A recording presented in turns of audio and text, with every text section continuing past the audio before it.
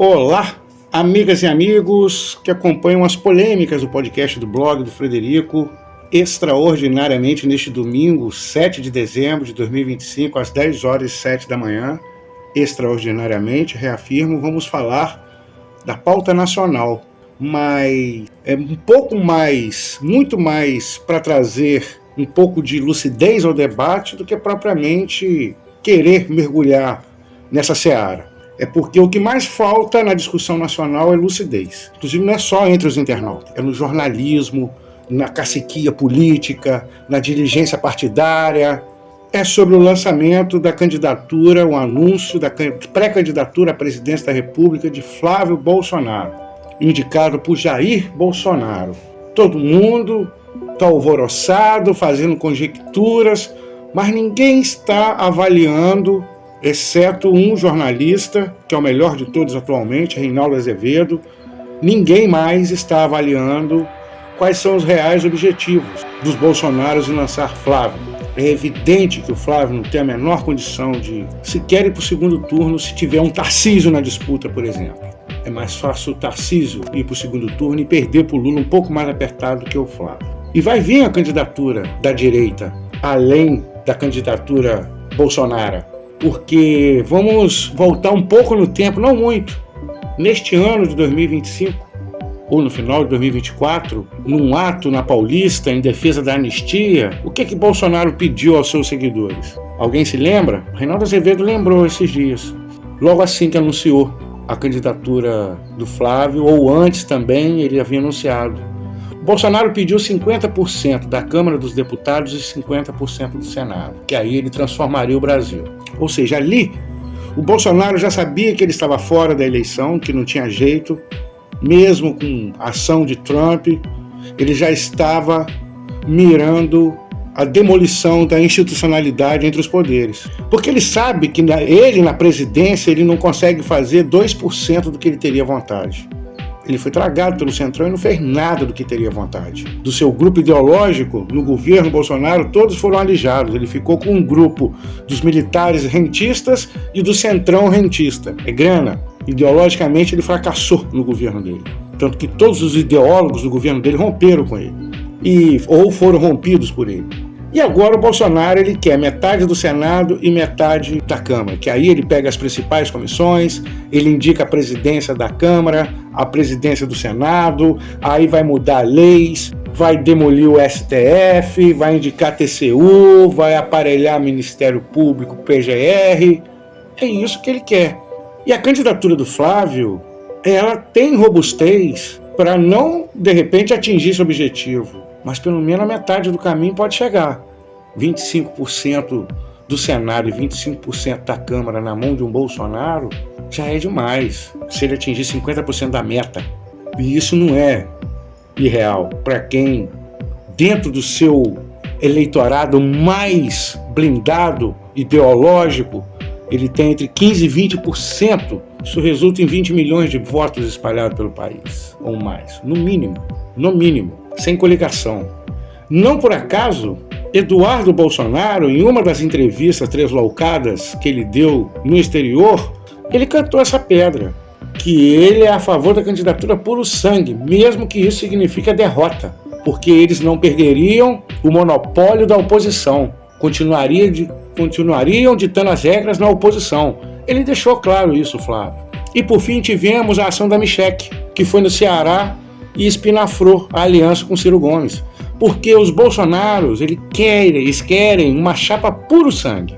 Se fosse para disputar a presidência da República, para eleger a chefia da presidência, eles lançariam a Micheque. Mas eles querem a Micheque disputando o Senado em Brasília, vão botar Carluxo disputando o Senado não sei aonde, Santa Catarina a princípio, e o Flávio vai sair viajando o país, fazendo campanha para presidente, batendo no candidato da direita. Ele não vai brigar com Lula, observem isso, porque o objetivo deles é manter o monopólio da direita, porque eles sabem que eles não ganham do Lula.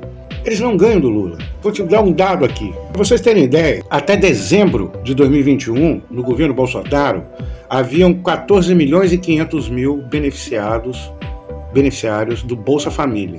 No ano eleitoral, de 14, ele saltou para 21 milhões e 600 mil beneficiários. E mesmo assim, saltando coisa de 7 milhões de beneficiários, ele não conseguiu vencer a eleição. Foi apertado? Foi, porque teve outras compras de votos em forma de benefícios sociais que quebrou o país, que levou o governo do PT a ter que discutir com Arthur Lira a PEC da transição, para ter rúbricas orçamentárias para organizar o orçamento de 2023. Repetindo, em dezembro de 2021, o governo Bolsonaro tinha 14 milhões e 500 mil beneficiários do Bolsa Família. Em julho de 2022, na véspera do início da campanha eleitoral, já eram 18 milhões e 100 mil, quase 4 milhões. E depois subiu para 21 milhões e 600 mil. Hoje, em setembro de 2025, o total de beneficiários do Bolsa Família chega a 19 milhões e 100 mil. O Lula herdou o governo com 21 milhões e 600. Em dezembro de 23 já estava 21 milhões e 100. Dezembro de 24, 20 milhões e 800. E setembro de 25, 19 milhões e 100. Isso aí em função da geração de empregos formais que estão retirando beneficiários do Bolsa Família. Então Bolsonaro sabe que mesmo com ele no governo, ele é o único presidente da história do país que não se reelegeu. A rejeição é enorme. Com a máquina na mão levaram a sova. E o mercado financeiro viu que essa pataquada do Eduardo nos Estados Unidos criou uma crise de credibilidade prevista para o governo deles. Eles são anarquistas, eles são anarcocapitalistas, eles não são conservadores absolutamente nada. Que o conservador conserva os preceitos institucionais. Eles são disruptivos com as instituições. Isso tem que ser claro. Portanto, o anúncio da candidatura de Flávio é para eles avançarem no parlamento, para moldar o arcabouço jurídico e constitucional do país. Quem está pensando diferente está enganado, porque todos sabem que esse sujeito aqui que está na frente do Flávio, o capitão Adriano da Nóbrega, é a maior caixa preta da história recente do país. Flávio Bolsonaro, pelas provas e indícios que investigações no Rio de Janeiro foram encontradas, poderia presumir que ele era sócio do Adriano no esquema imobiliário de zonas tomadas por milícias, pois a irmã e a mãe do Adriano da Nóbrega foram nomeadas na assessoria do gabinete de Flávio Bolsonaro quando ele era deputado estadual, no esquema operado pelo Fabrício Queiroz, notório miliciano, amigo de longa data de Bolsonaro, que tem os filhos de Bolsonaro como sobrinhos, por exemplo. Então quem cuidava do esquema de nomeações e desvios de verba de gabinete era o seu Queiroz. E segundo investigações, das contas da mãe do Adriano e da esposa do Adriano, saíram 400 mil reais para o Adriano, muito provavelmente para investimento imobiliário na Muzema, por exemplo, em Rio das Pedras. E o Adriano ele foi executado na Bahia. Não houve confronto. Ele poderia ser capturado. Ele estava sozinho numa casa, sem tanto armamento pesado, desprevenido, e foi um contingente de 50 homens do BOPE de Salvador, da Bahia, governado pelo Rui Costa, do PT. Teve uma apreensão de celulares e chips do Adriano, coisa de 15 chips, 7 celulares, no governo Witzel. Ninguém sabe o que foi encontrado nesses celulares e nesses chips.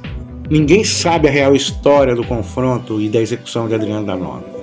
O Rui Costa deve saber que foi a polícia dele, comandada por ele, que fez o trabalho. Foi um dos maiores apagamentos de arquivos da história. Portanto, o capitão Adriano, decaído, ele é um impeditivo patente para o Flávio Bolsonaro ser competitivo na disputa presidencial.